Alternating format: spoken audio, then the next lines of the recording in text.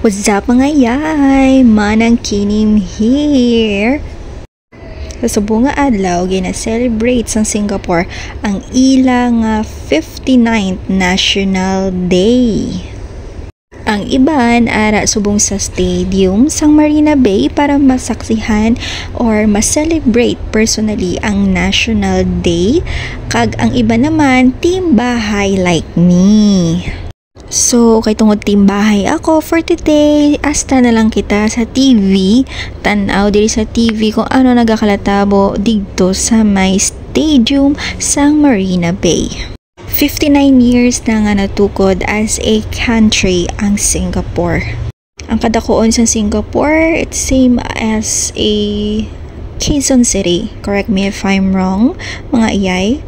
Despite nga magamay lang ang lugar nga ini, hindi kadakuon pareho sa iban nga mga country, naging progressive siya for 59 years.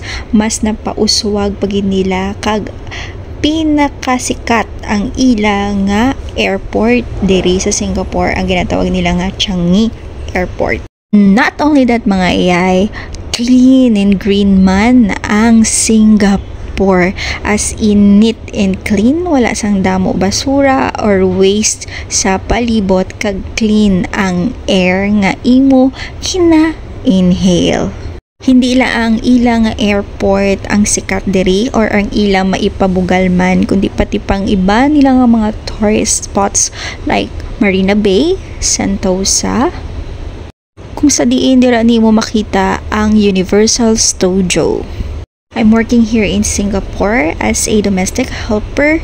Unfortunately, I don't have a day off since day 1. Pero happy man sa gihapon. I'm enjoying my work para mani sa family ko, hindi mani para gid lang sa kaugalingon ko. So enjoy until nga matapos ko naman ang another contract ko, kag makapuli and makastay for good sa Pilipinas.